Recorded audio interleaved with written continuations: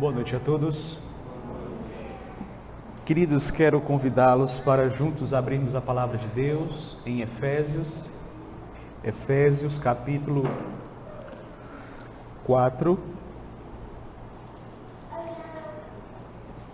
Eu estarei lendo do verso 7 até o verso 12.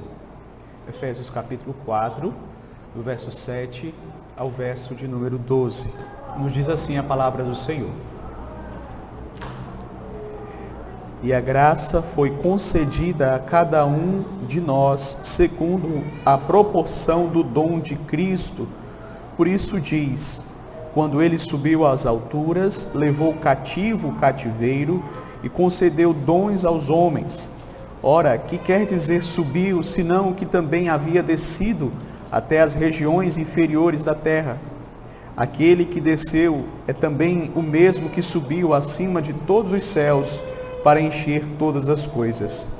E ele mesmo concedeu uns para apóstolos, outros para profetas, outros para evangelistas e outros para pastores e mestres, com vistas ao aperfeiçoamento dos santos, para o desempenho do seu serviço, para a edificação do corpo de Cristo. Até aqui, queridos, a leitura da palavra do Senhor nosso Deus. Nós vamos nesse momento orar ao Senhor. Oremos. Senhor Deus, graças te damos, ó Pai, pelo privilégio de mais um domingo estarmos reunidos para estudarmos a Tua palavra, para cultuarmos ao Senhor. Nesse momento, Senhor, em que estamos diante da Tua palavra, que o Senhor utilize o Teu Santo Espírito, que Teu Espírito possa iluminar o nosso entendimento, a nossa compreensão, que possamos, ó Deus, entender as verdades contidas nesse texto para a nossa edificação, crescimento, para o avanço do Teu Evangelho. Abençoe cada irmão e irmã que aqui se encontra. Assim nós te rogamos, nós te pedimos, em o nome do Senhor Jesus Cristo. Amém. Amados, sempre que o Senhor Deus nos concede uma dádiva, Ele espera que nós a utilizemos corretamente para a glória dEle.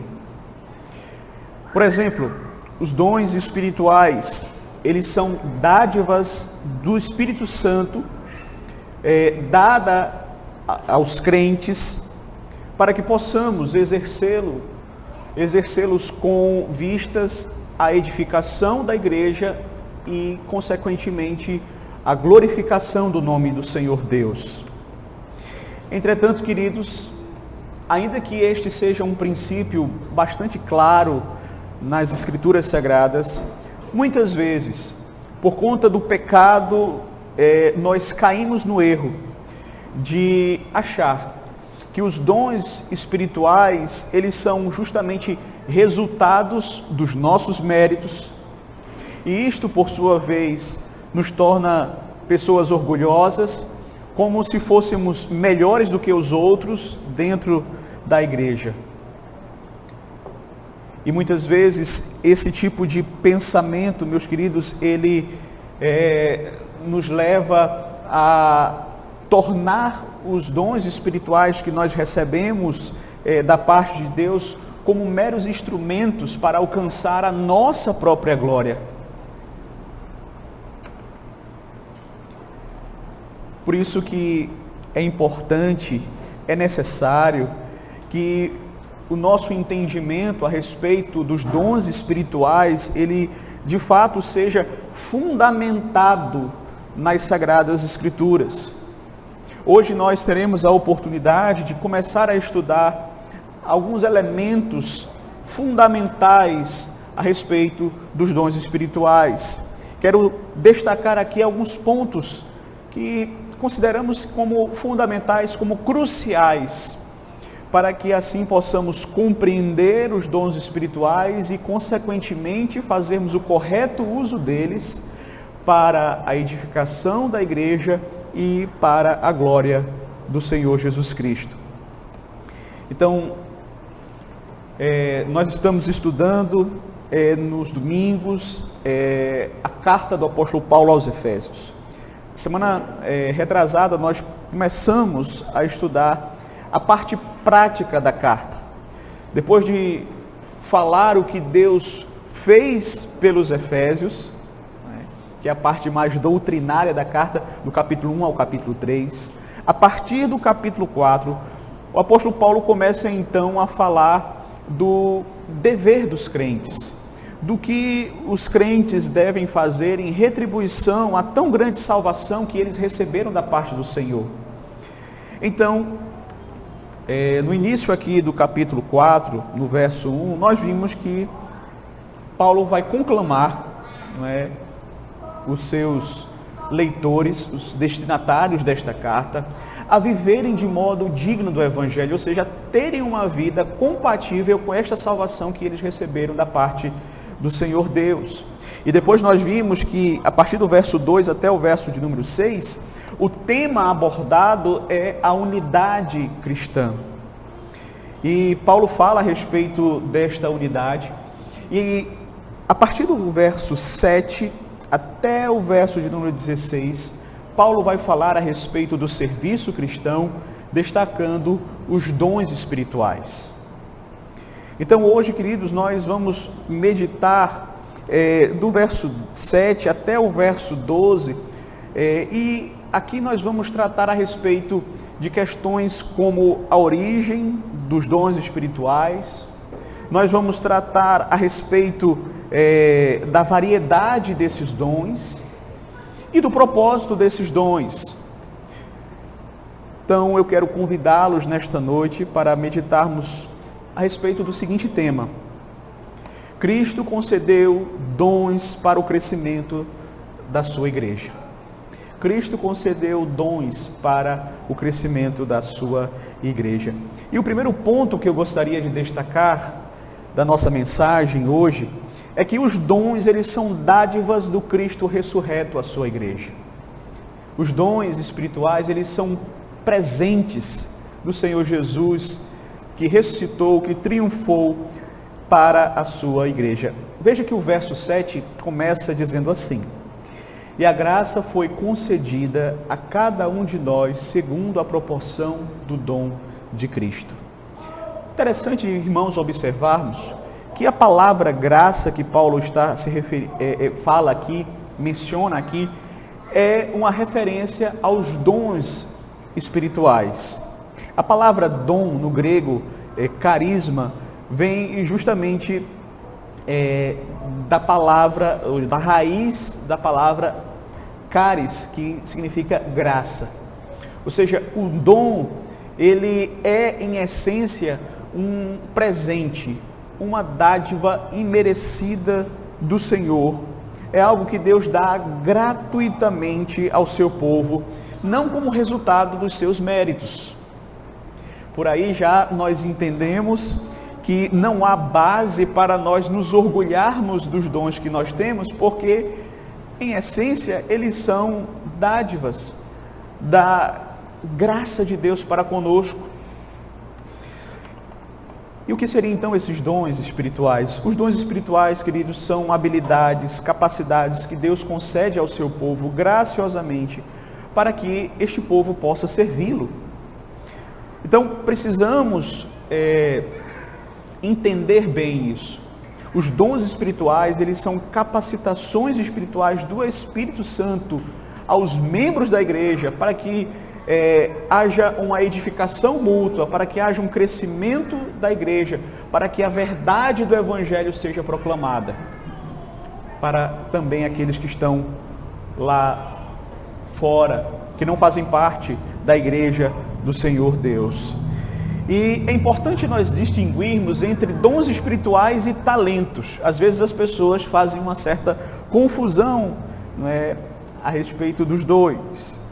Porque, veja só, enquanto que os dons espirituais, eles são essas capacitações dadas pelo Espírito Santo, os talentos, queridos, são habilidades naturais, concedidas por Deus, não necessariamente para a edificação da igreja. Eles são fruto da graça comum de Deus. Por isso, Deus os concede, inclusive para os descrentes. inclusive para aqueles que não são servos do Senhor, eles são agraciados com talentos, seja talentos musicais, seja talentos da matemática, seja talentos diversos. Então, são frutos da graça comum de Deus. Por isso, nós não podemos confundir com dons espirituais, porque os dons espirituais, eles são dados exclusivamente para aqueles que fazem parte da Igreja de Cristo, com um propósito específico, não é? São, de fato, capacitações do Espírito Santo para que a igreja possa, no exercício desses dons, ser edificada, o nome de Deus ser proclamado de forma mais gloriosa. Então, Paulo vai dizer aqui que esses dons, eles são concedidos a cada um de nós. Paulo vai dizer, a graça foi concedida a cada um de nós. Ou seja, o que é que ele está dizendo aqui? Ele está dizendo que cada crente possui um dom espiritual, no mínimo um dom espiritual. Tem pessoas que têm mais de um, certamente, mas não há nenhum crente que não tenha um dom espiritual.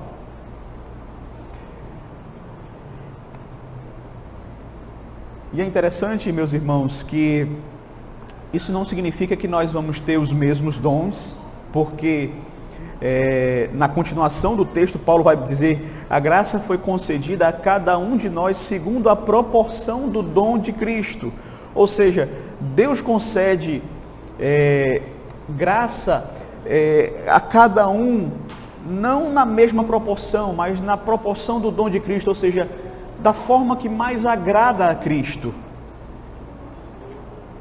Todos nós recebemos, meus queridos, a oportunidade de servir, mas de acordo com a medida do dom que Cristo dá a cada um. Então, há diferentes dons, Deus abençoa cada crente com dons específicos.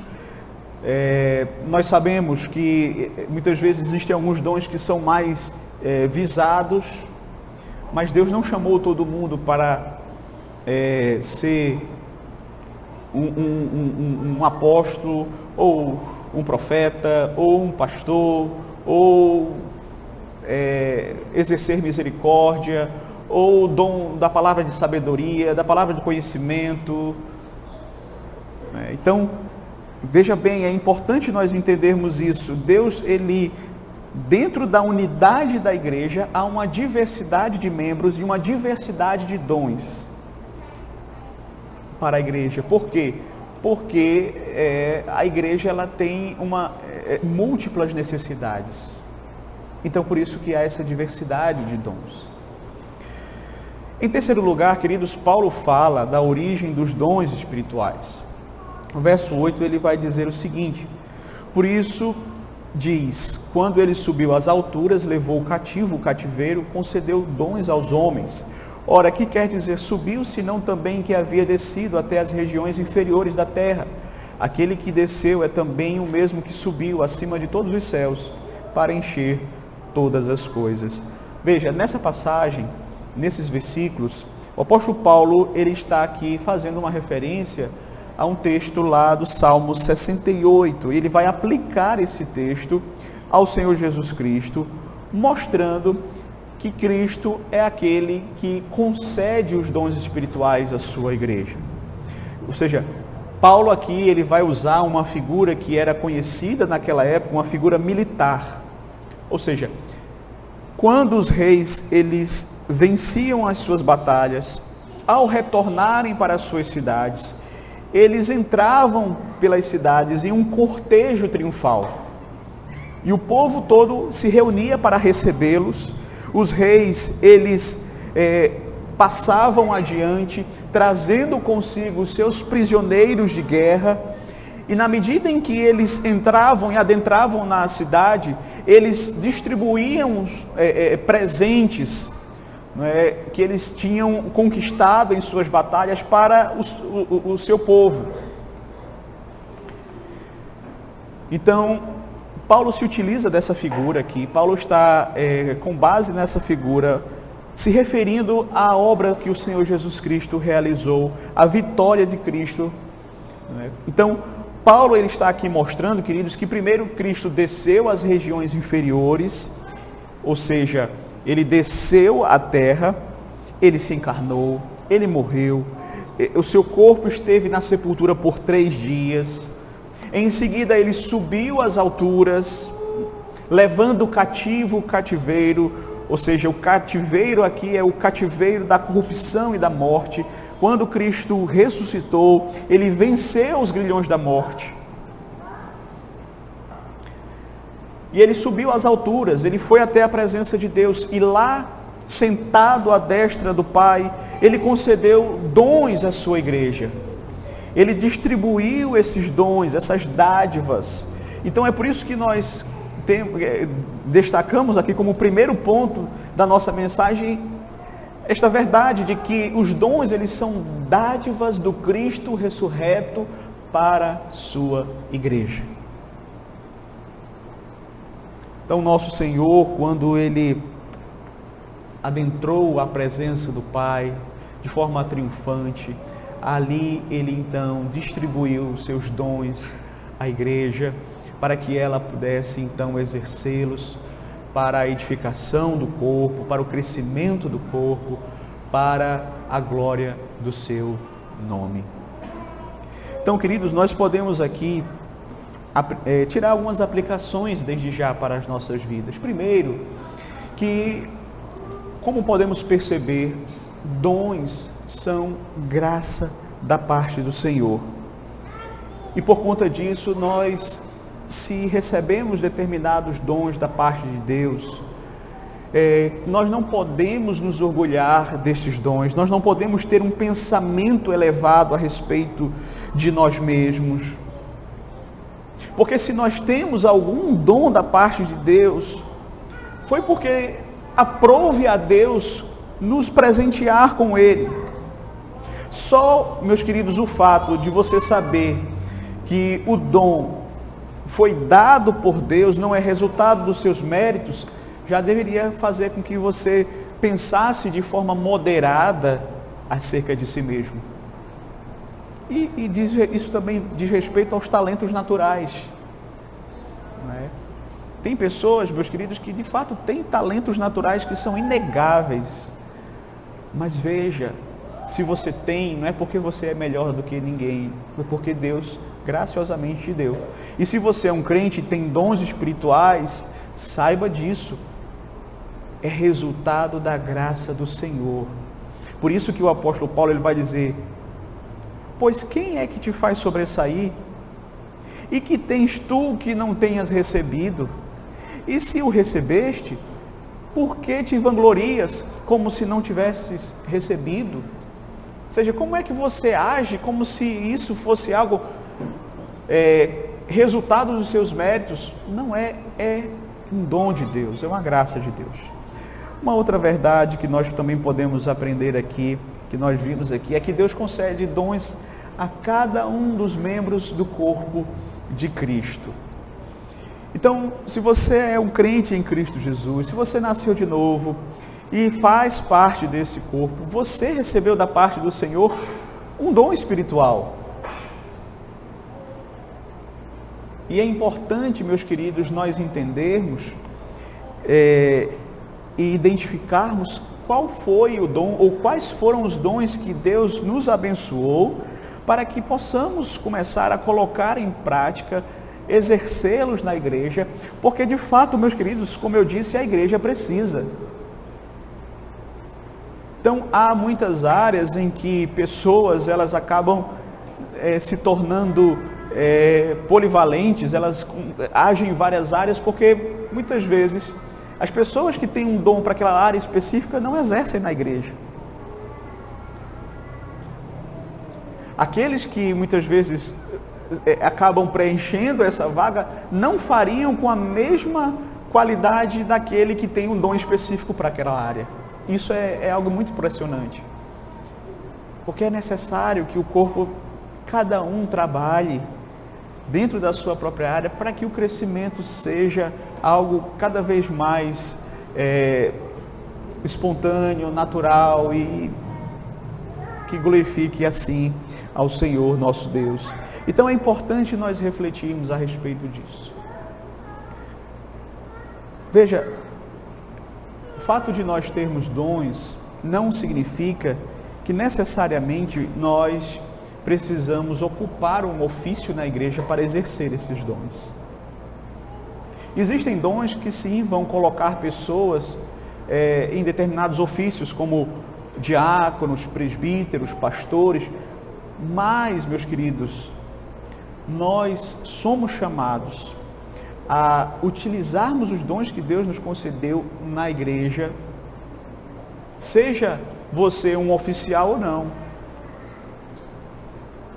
Isso é importante ser colocado, porque muitas vezes a gente pensa que a gente só pode trabalhar na igreja, e trabalhar para o reino, e trabalhar para a edificação do corpo se nós tivermos um cargo.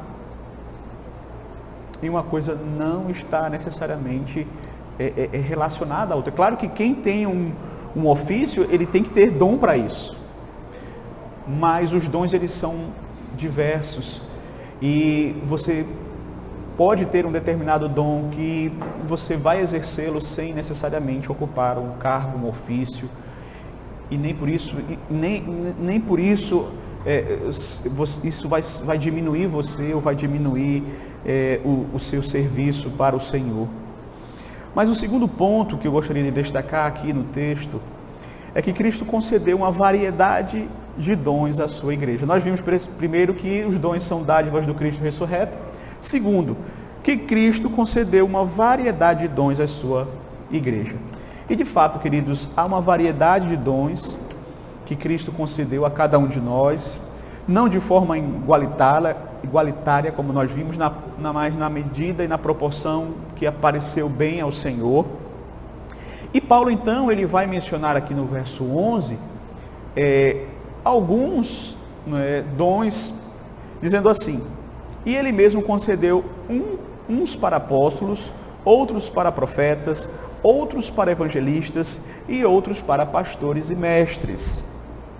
Veja, aqui em Efésios 4, versículo 11, nós temos uma das várias listas que você encontra na Bíblia dos dons espirituais. Há em torno de 5 a 6 listas de dons espirituais na palavra do Senhor.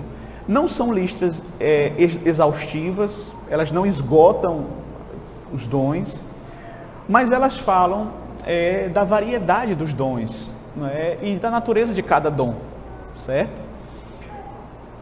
Quando nós juntamos, nós vamos perceber que há vários dons como os apóstolos, profetas, evangelistas, mestres, pastores, o dom de contribuir, de liderar, de exercer misericórdia, o dom da fé, o dom de línguas é mencionado, o dom de interpretação de línguas, o dom de milagres, palavra de sabedoria, palavra de conhecimento. Há uma variedade muito grande de dons. Nós entendemos que alguns desses dons, eles cessaram porque eles cumpriram um propósito em determinado momento da história da salvação. Mas não todos os dons. E nós vamos, inclusive, mencionar aqui para os irmãos. Então, voltando aqui para o verso 11, você vai perceber que Paulo menciona 5 ofícios, né? Ele vai tratar, ilustrar aqui os dons espirituais e a sua variedade, e ele menciona alguns ofícios que estão baseados nesses dons, certo? É importante nós mencionarmos aqui, observarmos que o Senhor Deus, ele instituiu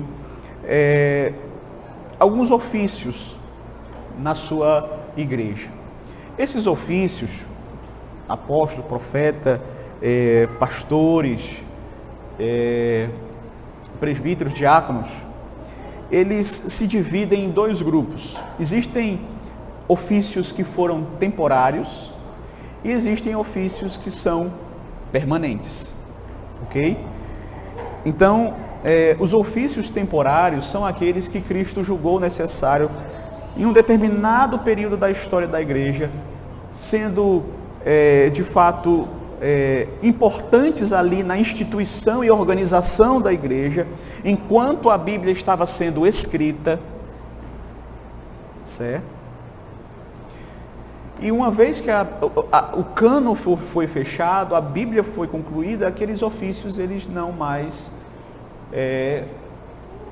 foram necessários para a vida da igreja de acordo com a vontade do Senhor. Agora, há também os ofícios permanentes, que são aqueles que mesmo após o fechamento do cânon, eles permanecem em vigor e assim hão de permanecer até a volta de Cristo. Certo? Então eu quero olhar para esses ofícios aqui, que primeiro o apóstolo Paulo vai mencionar. Ele vai mencionar 5 deles, não é? E você vai perceber que esses 5, eles estão diretamente relacionados com a palavra.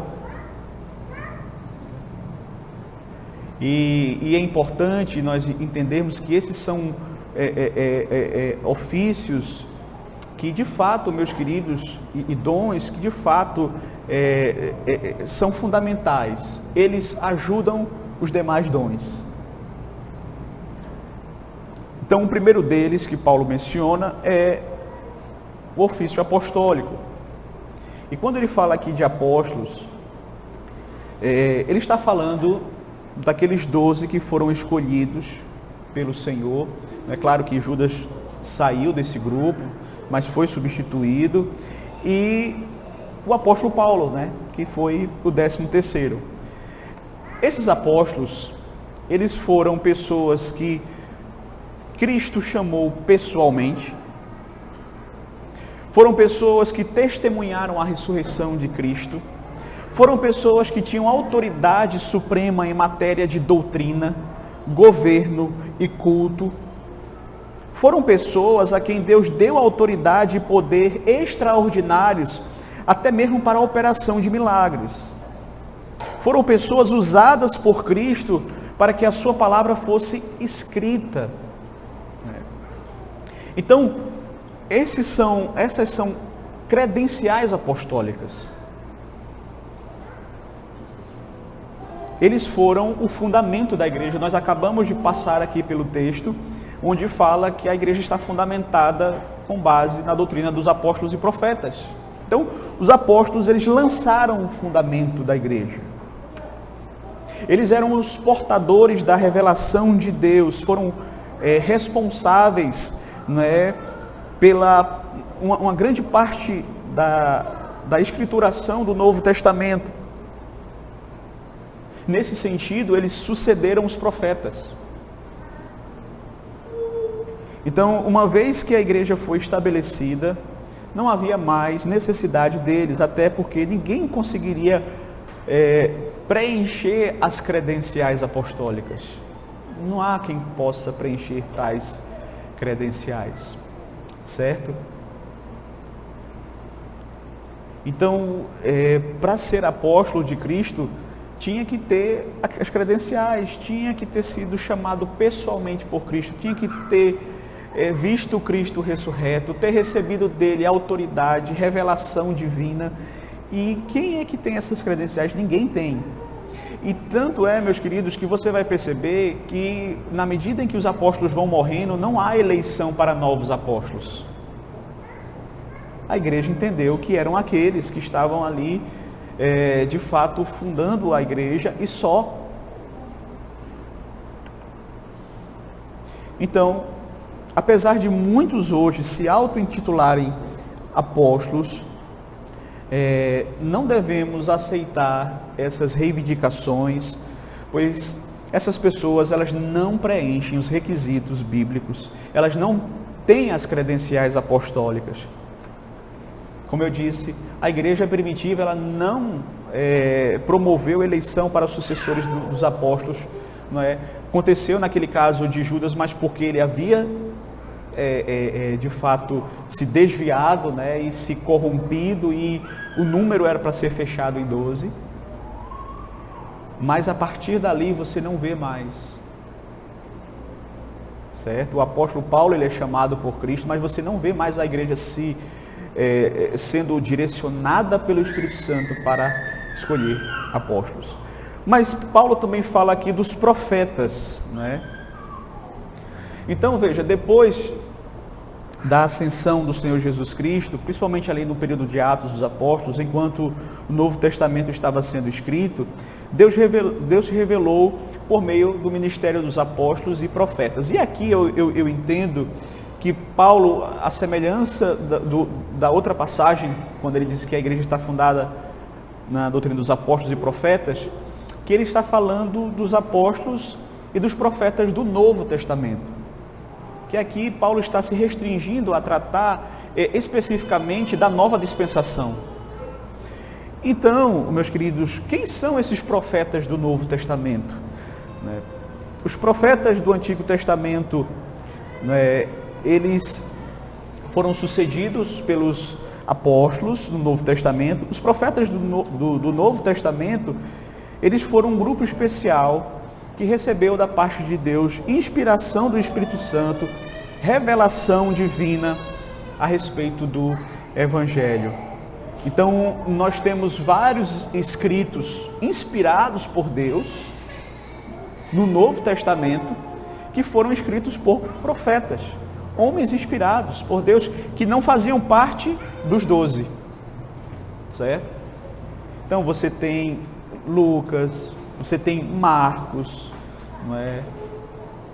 Então você tem vários profetas que foram utilizados por Deus para escreverem. Judas, o Tiago, de modo, queridos, que, como nós sabemos, também não há mais profetas, como também não há mais apóstolos, pois esses dois ofícios eles foram usados por Deus para a formação da igreja, para o fundamento da igreja, num tempo em que a Bíblia não estava completa, e uma vez que ela foi completa, o dom de profecia, ele foi importante para aquele momento ali, para a recepção da revelação.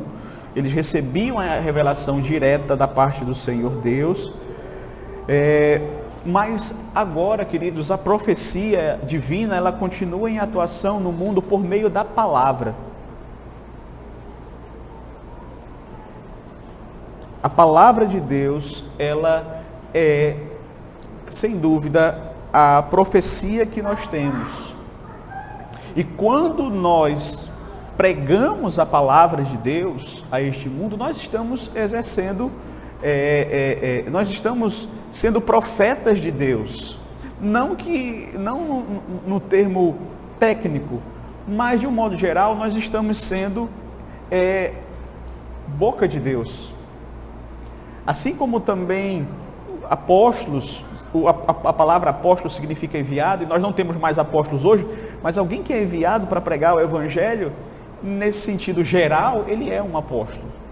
Assim como alguém que proclama o Evangelho no mundo caído, ele, no sentido geral, ele é profeta. Não no sentido técnico da palavra, do termo.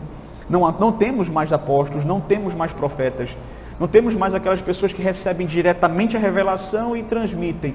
Nós trabalhamos com a revelação que nós já recebemos. Essa é a palavra profética de Deus para o mundo hoje. É por isso que, se alguém hoje vier falando que tem alguma profecia, nós podemos dizer claramente que, se vai além desta, o que é que Paulo diz? Seja considerado anátema. Se essa profecia ela já contempla o que está aqui, nós não precisamos, porque nós já temos a Bíblia. Então, meus queridos, essa é a nossa palavra profética, é por meio dela que nós somos instruídos, né? Então a igreja ela exerce esse ofício profético, os crentes exercem, os pastores exercem o ofício profético nesse sentido mais amplo, certo? De serem boca de Deus nesse mundo, de transmitirem a palavra de Deus. Mas é também mencionado aqui os evangelistas, né? E geralmente nós fazemos um pouco de confusão, porque em nossa mente a ideia de evangelistas está muito relacionado a uma função que nós criamos hoje na igreja contemporânea, mas que não há um paralelo no Novo Testamento. O termo evangelista, ele é usado 3 vezes, não é, no Novo Testamento. Atos, capítulo 21, verso 8, com referência a Filipe. A palavra evangelista significa, literalmente, alguém que evangeliza, alguém que fala do evangelho. Nesse sentido mais geral, todos nós também somos evangelistas, porque nós também pregamos o evangelho, falamos do evangelho, mas no sentido mais técnico, os irmãos vão ver que essa palavra era usada para uma outra categoria de pessoas, uma referência aqui a um grupo específico de irmãos que Deus chamou ali no início da igreja para, de fato, auxiliarem os apóstolos. Então, nós vamos ver o evangelista sendo alguém que foi comissionado pelos apóstolos para serem seus auxiliares diretos. E é interessante nós observarmos, nós notarmos, queridos, que este ofício também ele é um ofício temporário. Nós não temos mais apóstolos hoje, nem temos aqueles que são seus auxiliares exercendo essa função de evangelistas. Quem são os evangelistas na Bíblia? Timóteo, Tito, Filipe e outros. Eles tinham uma autoridade distinta dos pastores, por exemplo. Porque o pastor ele não tem autoridade, por exemplo, para formar um conselho. Mas você vai observar que esses evangelistas eles recebiam autoridade da parte dos apóstolos para ir numa igreja e organizar a igreja eles mesmos. Eles não tinham apenas autoridade sobre uma congregação, mas como os apóstolos, eles tinham autoridade sobre congregações de um modo geral. Paulo podia então deixar Timóteo em Éfeso e Tito em Creta, e eles lá seriam representantes dos apóstolos, eles podiam escolher presbíteros, eles podiam e tinham autoridade para disciplinar pessoas, pastorear essas congregações, exercendo autoridade superior à autoridade que os pastores hoje têm, né? Então o pastor hoje, ele não pode disciplinar alguém. Quem disciplina alguém é o conselho da igreja. O pastor não pode escolher os presbíteros. Quem escolhe os presbíteros é a igreja por meio de uma eleição. O pastor não tem essa autoridade, mas este evangelista ali, dentro do contexto do Novo Testamento, ele tinha autoridade para fazer isso. Então, por isso que nós dizemos que é um ofício temporário. Nós não temos hoje, você não vai encontrar nas Escrituras quais são os pontos a serem observados para alguém ser eleito evangelista. Você não tem isso, né? Você tem para diácono, você tem para pastor, né? Mas você não tem para evangelista, você não tem para profeta e nem para apóstolo. Por quê? Porque eles cumpriram o seu propósito. Mas aí ele vai falar de pastores e mestres. Esse quarto ofício aqui, né, mencionado, ele acaba se tornando o ofício de fato permanente, né? Sabemos que os outros foram ofícios temporários, mas há também ofícios que se tornaram permanentes, que o Cristo julgou como sendo importantes que eles fossem perpetuados até a sua vinda, para que a igreja fosse edificada sobre o fundamento dos apóstolos e profetas através do ministério desses homens. Então, como nós mencionamos, os apóstolos, Deus sabia que eles passariam, os profetas também passariam, os evangelistas passariam, mas a igreja de Cristo ainda precisava de direção, ela ainda precisava de pregação, ela ainda precisava de supervisão espiritual do rebanho, ela ainda precisava da assistência diaconal, Então, aprove a Deus estabelecer na sua igreja não apenas aqueles ofícios temporários para fundar a igreja, né, até o momento em que a palavra de Deus foi de fato escrita, mas o Senhor também entendeu que era necessário que outras pessoas fossem usadas para exercer dons a partir, né, seja da palavra de Deus, do diaconato, do serviço, para a edificação do corpo de Cristo no decorrer dos séculos. E Cristo mesmo, queridos, deixou os critérios, as marcas, para que a igreja pudesse identificar quem são as pessoas que possuem esses dons e que devem ocupar esses ofícios. Então você vai encontrar lista de qualificações de um presbítero. Como é que eu posso saber se um determinado irmão da minha igreja ele tem um dom para ser presbítero? Está lá o texto. Como é que eu posso saber se um irmão tem qualificações para ser um diácono na igreja? Está lá os critérios. É só ir lá, observar, ler e observar se você vê correspondência na vida dessa pessoa.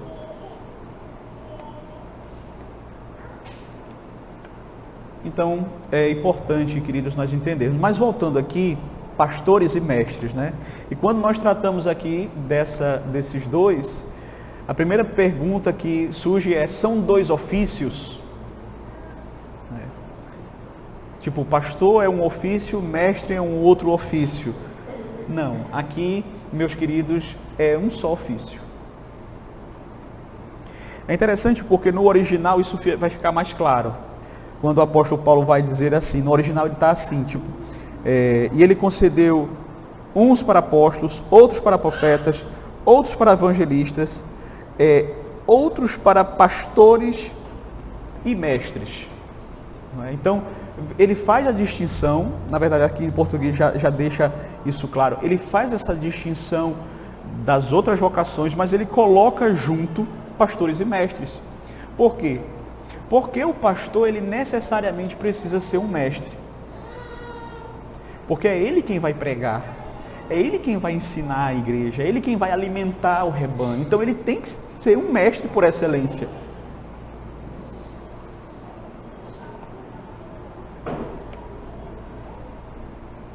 Então ele tem que ser alguém preparado para ensinar.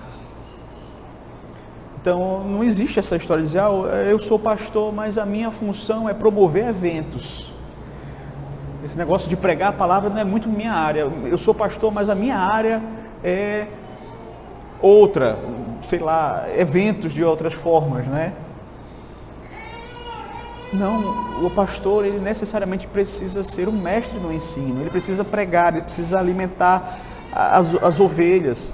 O pastor, a ideia do pastor vem justamente essa figura, né, do pastor de rebanhos, que ele alimenta as ovelhas, que ele pastoreia, que ele cuida, que ele protege contra os lobos. Então o pastor, de fato, ele é aquele que vai alimentar espiritualmente, proteger espiritualmente, que vai alertar dos perigos espirituais. Então, meus queridos, aqui são dois dons para um só ofício. Pastor, ele é também um mestre. E vale sempre salientar também que nas Escrituras, os termos pastor, presbítero e bispo são termos que se equivalem, ou seja, eles têm o mesmo significado, eles tratam da mesma função, do mesmo ofício. Por exemplo, Paulo, ele manda chamar os presbíteros de Éfeso e ele diz que Deus os constituiu bispos para pastoreardes o rebanho de Cristo. Chamou os presbíteros, diz que Deus os constituiu bispos para pastorear o rebanho, ou seja, são 3 nomes para uma só função.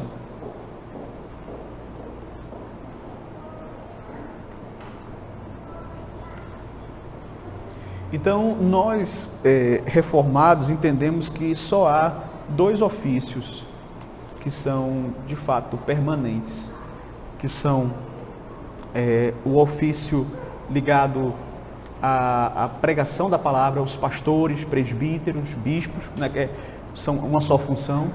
Na igreja presbiteriana nós temos presbíteros, não é? E o pastor, ele também é um presbítero. Só que ele é aquele presbítero que se afadiga mais na palavra, ele vive integralmente para a pregação da palavra. Os outros presbíteros dentro da igreja presbiteriana, eles também devem ser aptos para o ensino, é um dos critérios, mas eles trabalham dentro dessa perspectiva da supervisão, da administração, né? E o pastor, no caso o presbítero docente, ele é aquele que se afadiga, ele tem a responsabilidade específica de trazer o alimento.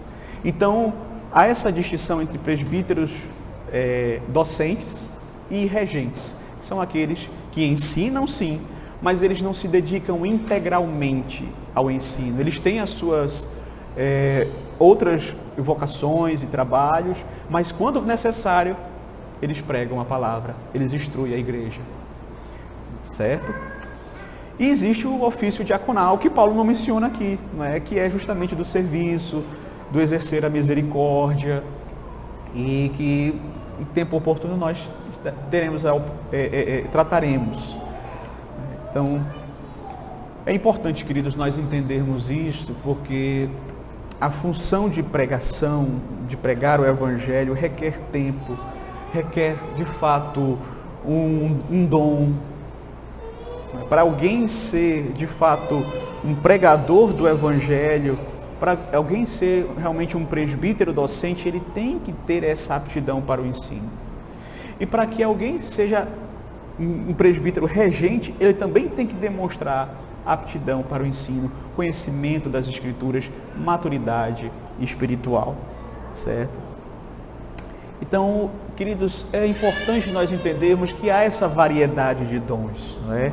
Como eu disse, as necessidades da igreja são múltiplas, não é? Então, não é uma ou duas ou três pessoas que vão suprir essas necessidades, mas é necessário que dentro desta variedade de dons, a igreja exerça seus dons, não apenas os pastores e os presbíteros e diáconos, mas que cada irmão e irmã tenha a consciência do seu dom, da sua capacitação, daquela habilidade espiritual que foi concedida por Deus para que você possa contribuir com o reino. Há um livro muito bom que eu, inclusive, recomendo, é Instrumentos nas Mãos do Redentor. É um livro que fala justamente disso. Como é que eu posso ser útil no reino de Deus, ainda que eu não exerça um ofício na igreja? Ele vai justamente tratar e desmistificar essa ideia de que, não, para eu poder servir a igreja, para eu poder ser alguém que realmente contribui para a edificação do corpo, eu preciso estar em determinada função ou ofício na igreja. O servir a Cristo vai muito além disso. Então é muito importante que eu e você entenda que há uma variedade de dons. Agora, por outro lado, também é importante nós entendermos que dentro dessa variedade de dons, existem alguns dons que eles acabam exercendo uma função mais destacada, porque eles vão justamente instruir a igreja a como exercer os outros dons. Ou seja, eu me refiro aos dons da palavra. Tudo bem, nós não temos mais apóstolos hoje e profetas, mas nós temos a palavra que é resultado do ministério dos apóstolos e dos profetas. E nós temos agora pastores que são mestres para ensinar a igreja, para ministrar a pregação da palavra. Cristo entendeu que era necessário a igreja ter pessoas com dons espirituais, com capacitações espirituais, para instruir, para alimentar, para exortar, para supervisionar, para aconselhar, para encorajar a igreja. Então, meus irmãos, que nós possamos compreender estas necessidades que nós temos como igreja de Cristo. E como Deus, Ele proveu essa variedade de dons para que nós pudéssemos ser supridos. Tem coisas que o pastor não vai poder fazer, mas que você pode. Tem coisas que o diácono não vai fazer, mas você pode. E a igreja necessita. E é dessa forma que o corpo vai crescendo e se desenvolvendo. No corpo humano, existem aquelas partes que elas são mais principais? Existem. Mas nós precisamos do nosso corpo, por completo. E cada parte do nosso corpo, ainda que não seja maior ou mais fundamental, mas ela é importante e ela é necessária. Então, queridos, que nós possamos entender isso. Porém, em último lugar, nós vimos aqui que os dons, eles são dádivas concedidas pelo Cristo ressurreto. Vimos que Cristo concedeu uma variedade de dons e agora veremos que Cristo concedeu esses dons para o crescimento da igreja. Paulo ele vai mencionar aqui o propósito pelo qual Cristo concedeu esses dons à sua igreja. Verso 12 ele diz assim: com vistas ao quê? Ao aperfeiçoamento dos santos, para o desempenho do seu serviço, para a edificação do corpo de Cristo. Então, primeiramente, Paulo vai dizer aqui, com vistas ao aperfeiçoamento dos santos. Então, os dons, meus queridos, eles são importantes para que os santos sejam aperfeiçoados. Os crentes são chamados nas Sagradas Escrituras de santos, ou seja, pessoas que foram separadas para viverem para a glória de Deus. Mas, ainda sendo santos, eles precisam ser aperfeiçoados. A ideia de sermos santos aqui não quer dizer que nós somos perfeitos. Nós precisamos ser aperfeiçoados. Não pensemos que porque nós somos santos já somos perfeitos e não temos pecados. Perceba que Paulo vai dizer que mesmo sendo santos em Cristo, precisamos ser cada dia mais aperfeiçoados. E não pensemos, meus queridos, que a conversão é o fim. Na verdade, a conversão é o início da jornada. É o início deste aperfeiçoamento. Então, nós precisamos, sim, dos dons espirituais para que possamos aperfeiçoar-nos uns aos outros. Eu preciso do seu dom, você precisa do meu dom. E foi assim que Deus instituiu. Dentro da unidade da igreja, essa diversidade. Deus quis que a gente crescesse dependendo uns dos outros. É por isso que é inconcebível essa ideia de pessoas desigrejadas. Não, eu sirvo a Deus em casa. Eu cresço sozinho lá.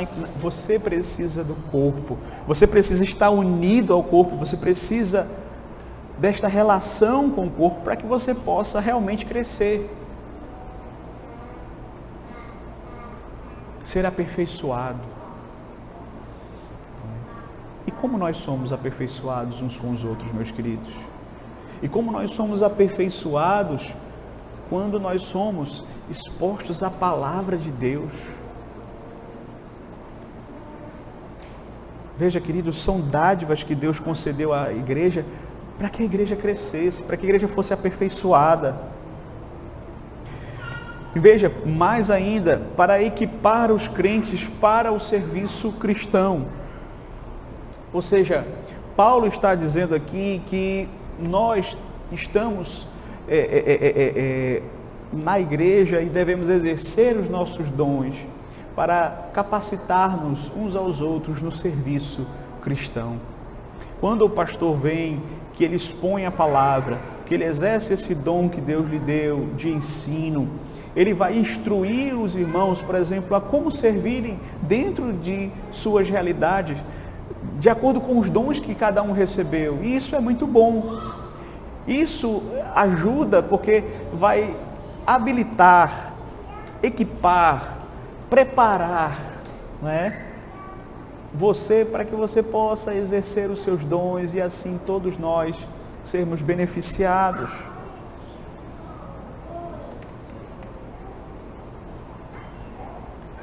Então, queridos, é muito importante nós entendermos que esse crescimento, esse avanço da igreja, ele depende não apenas dos líderes, mas ele depende de todos nós.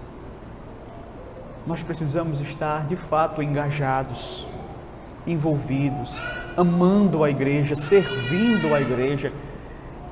E sempre há trabalho, sempre há serviço, sempre há pessoas que necessitam de uma palavra, sempre há pessoas que estão ali necessitadas de um aconselhamento. Então nós podemos servir uns aos outros, equipar-nos uns aos outros, ajudar uns aos outros também a servir ao Senhor. E por último ele menciona aqui a edificação dos crentes. A palavra edificação traz a ideia de construção, traz a ideia de crescimento. Então Cristo instituiu pastores, mestres, pessoas para exercerem o diaconato, para exercerem a misericórdia, para que a igreja fosse edificada, para que a igreja crescesse, para que houvesse um desenvolvimento espiritual da igreja. Então, queridos, é importante que estejamos envolvidos neste trabalho, porque nós temos a responsabilidade, como eu disse, de ajudarmos a igreja a crescer. Não é uma responsabilidade somente da liderança, mas todos nós precisamos ajudar a igreja a crescer, levar a obra de Deus adiante, avançar. Lendo uma vez um livro de Lloyd Jones, um comentário, não me recordo qual, mas ele faz um comentário assim que eu achei tão interessante. Ele diz: só o fato de você, um crente em Cristo Jesus, vir à igreja, você já está contribuindo para o avanço do Evangelho. Mas que você possa querer contribuir mais, que você possa se envolver mais, que você possa se doar mais, que você possa amar mais. Eu sei, a igreja ela tem suas lutas, ela tem as suas dificuldades, porque nós somos pecadores. E como é que não teria? Como é que não teria? Vai ter sim, mas é justamente assim que Deus quis que nós pudéssemos ser edificados uns com os outros, aperfeiçoados uns com os outros, crescêssemos um do lado do outro.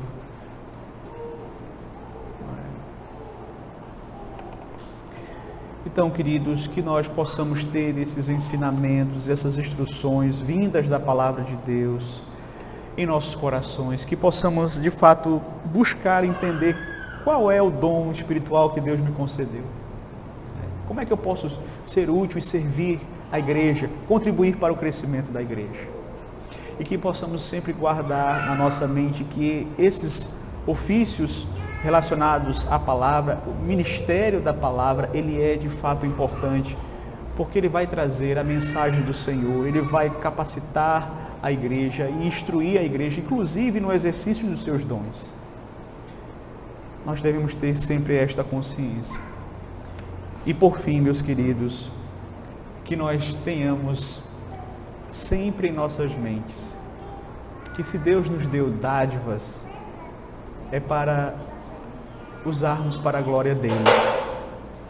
Então, eu sei que às vezes a gente ganha presente e a gente gosta de usar o presente, como bem nos aprouver. Mas sempre quando Deus te dá alguma coisa, Ele espera que você utilize isso para a glória dele. Lembra da parábola dos talentos, não é? Cada um recebeu uma porção, uma quantidade. Deus também concede de forma variada dons, e Ele espera que eu e você possamos exercê-los de uma forma que venha contribuir para o crescimento da igreja, contribuir para o crescimento do reino, para que assim o Senhor seja glorificado. Que Deus nos abençoe e que Ele nos capacite nesse sentido, meus queridos. Amém.